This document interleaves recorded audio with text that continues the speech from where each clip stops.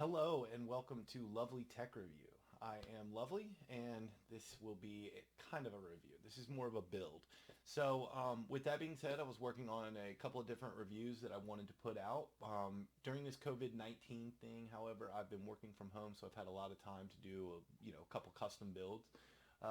One thing I will say is the GK64 is going to be the PCB that we're going to be focusing on today. Now, I did look and scour the internet. There's a good amount of information about the GK64, but not enough for the layman. You'll find videos about the GK64 where people just go in depth. It's usually a tofu build, and they sit there and spend 5 minutes on switches, mods, stuff like that. So we're going to keep this very high level. This is going to be a pretty much complete tutorial on how to build a 64 ground up. So case, plate, PCB, of course, switches, stabs, and what am I missing? Oh, keycaps.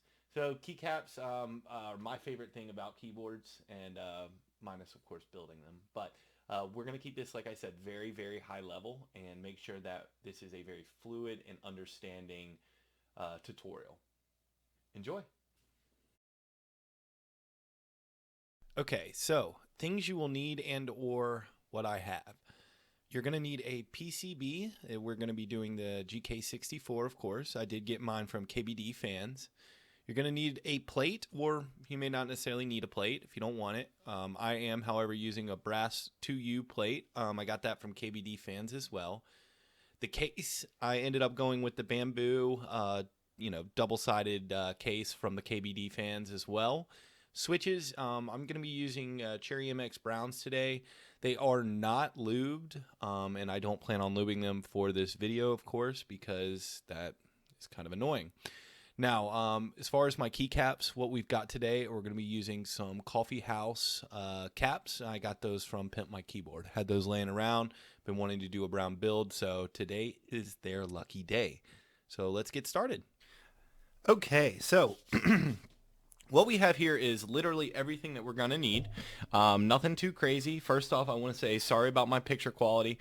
Camera has been acting a little weird. Also, apologies for my desk base. It is quite dirty, and that's not great.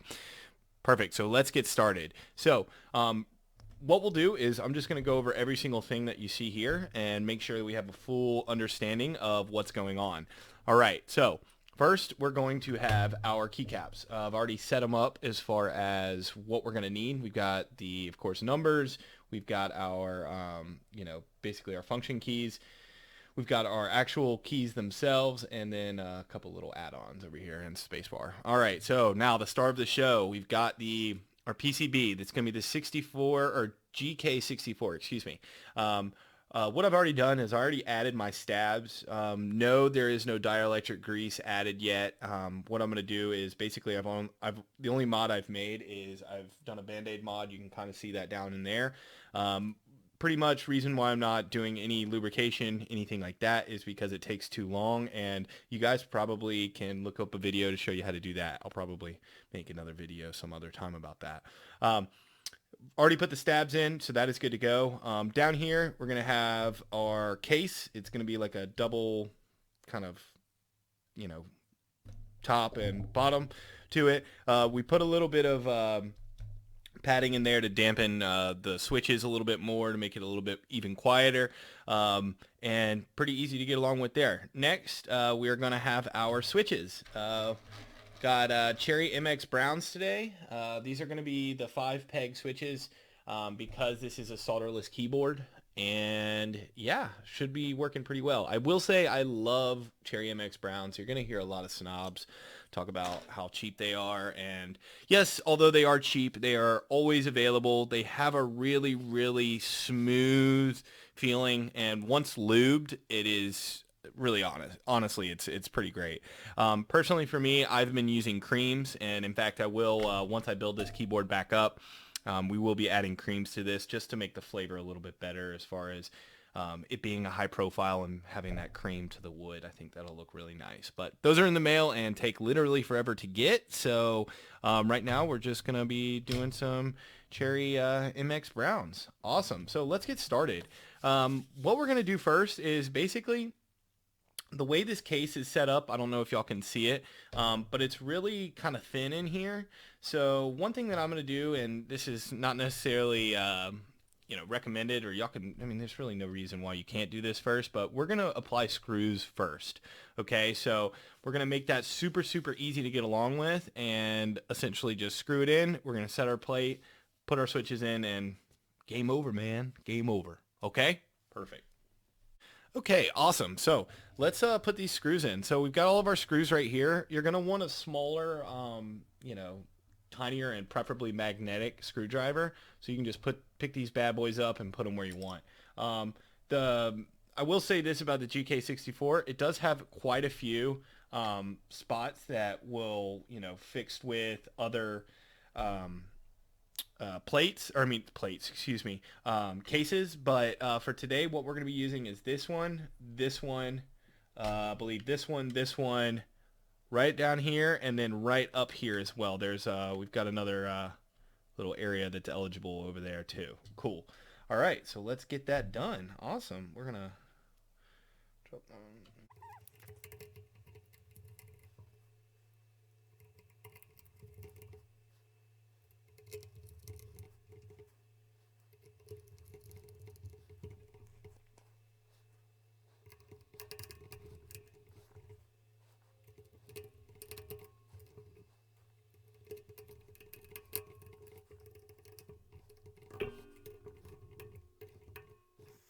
Okay, we've got all of our screws put in.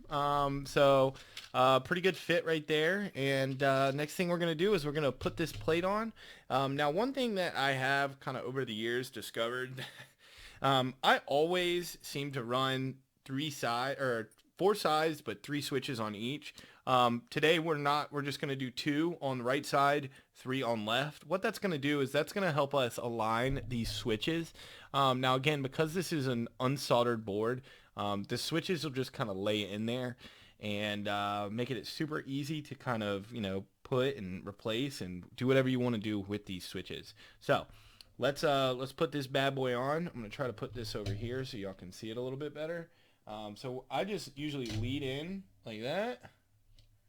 Perfect. Now they'll sit there and kind of balance on their little ends.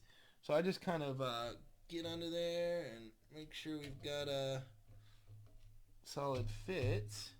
And then you can just start slowly pushing down. Okay, let's see, this one's being a little sassy.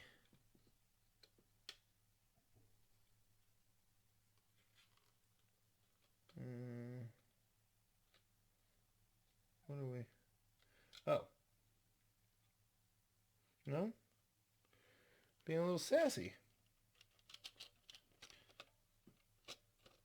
You definitely got to kind of play with it. Make sure you're being, I mean, you don't have to be like gentle, but make sure you are being gentle with your switches, because these things will bend very easily. See? No, that's not bent. There we go. Perfect. Okay. Make sure those are down and perfect. So now we've got our plate attached to our PCB.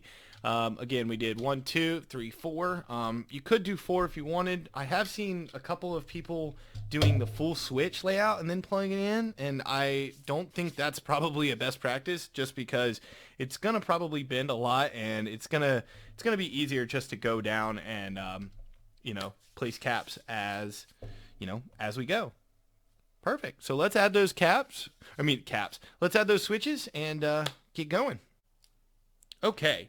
So one thing I did want to talk about before we get these switches going is you can lube these switches. Again, I'm not going to be using any lube today because it's annoying and people talk about it for too long. But you can always get a switch,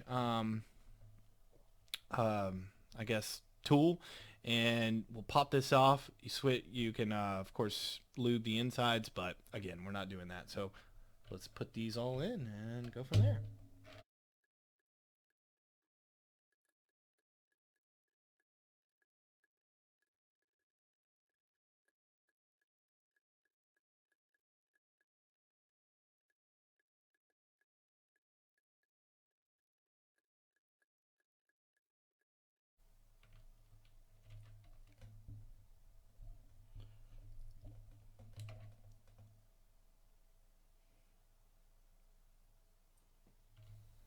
Okay, so right about here, I realized that my switch is not going in flush with my plate. Now, I do a lot of different steps. I unscrew the PCB screw. Try to put it in, try a different switch. What it ended up being was the left side of the five prong switch was coming in contact with one of the screw mounts for the actual PCB and the case. So what I did was eventually, as you can see, I just clip it off and go on my way. Word to the wise about these cases, just something that I ran into.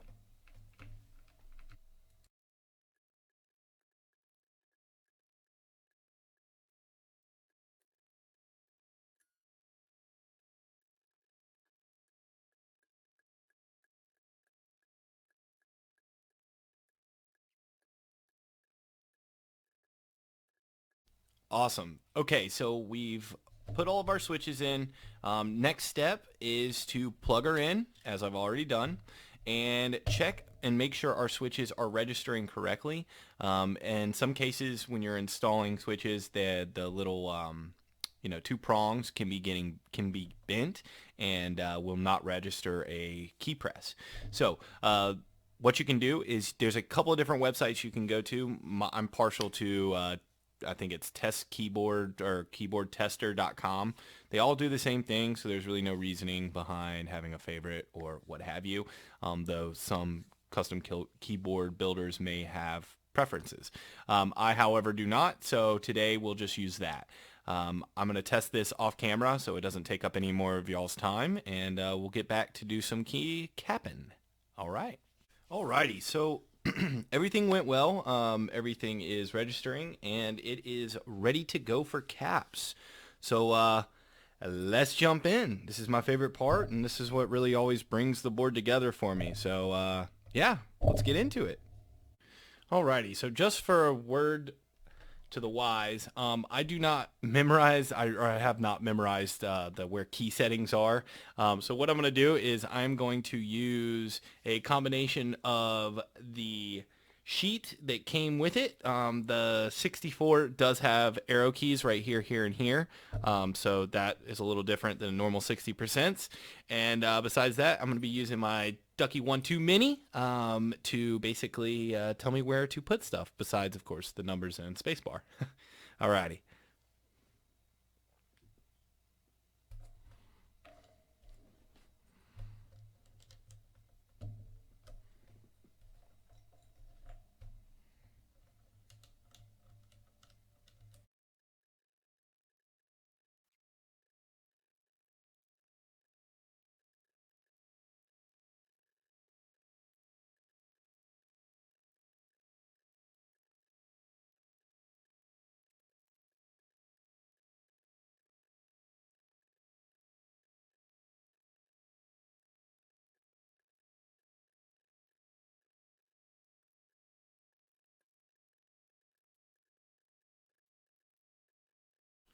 And bam, this keyboard is done. I will say it looks great. The feeling is definitely it's definitely a heavier keyboard, which I really appreciate because bamboo can be so light. I will say this: I was just admiring it off camera, but if you can see in here, all these black switches. Those are the Cherry MX Browns, of course, but once these are creams, oh man, this thing is going to be looking badass. I think it's going to be a really fun look to have the cream and with this beige tone. It's also going to make it a lot quieter and a little bit smoother too. So, which I will, of course, lube, but again, I don't fucking like when YouTubers lube everything and sit there and tell you about how much they enjoy lubing switches. It kind of grosses me out. Anyway, this is the final product right here. Very, very nice. Something that anybody can do. I would venture and say this is the perfect set to more or less, well, not including everything, but this PCB is perfect for a beginner. It is hot swappable, so you can always come back to it, put some fun little some switches in there, more caps. But right here is, I think this is a perfect build for a beginner. It's nothing insane, and anybody can do it, I swear. I will give you all a little bit of a sound check. Keep in mind that as I've spoken to so many different times, this is an unlubed Cherry Mex Brown. And again, we have no dielectric grease on our stabilizers either, so we're probably going to be hearing a little bit of pinging, but that's okay. So let me angle this so y'all can hear, and let's see here. So.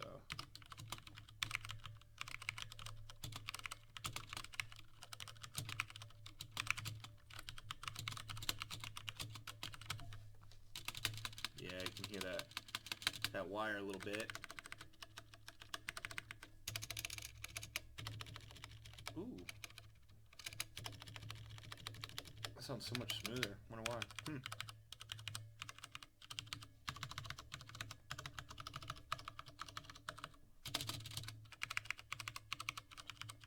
So again, nothing crazy, but definitely something anybody can do. Yeah, let's wrap it up. Alrighty, well, we've come to the end of our build. The GK64 PCB is definitely something that anybody can do. I cannot stress this enough, how simple this is, that anyone can do it. No, it's not going to be as cheap as, say, like some Logitech board, or, you name it, a Razer, something like that. But you can't, in my opinion, put a price on something you create. And when you do that, it just means so much more. You have the ability to customize how this feels, how this sounds, how it looks, everything. Logitech, you just get stupid, right? Maybe not for most. So, no, this hobby is not for everybody, but I do believe if you are getting into this hobby, this is a great place to start. Start with that GK64 or a GK model and just go from there. Don't focus on soldering. Start with a hot swappable PCB. It's gonna make your life so much easier. And soldering is so easy to fuck up. Also, your switches are, once they're mounted and soldered, that's it. You're done. You can't go back from that unless you desolder, and that always is such a bitch. That's why GK64 is perfect. Again, don't overthink this build. It's so easy that things are easily fucked up.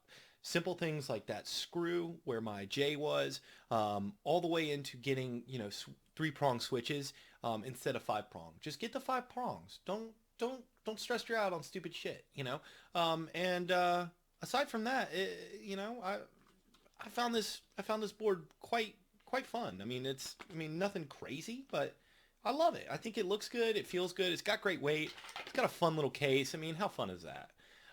Again, thank y'all so much for joining. My name is Lovely. You've been watching Lovely Tech Reviews. I guess it's Lovely Build Review. Please don't feel free to subscribe. And if you liked the content, share it. Send it to whoever needs it the most, okay?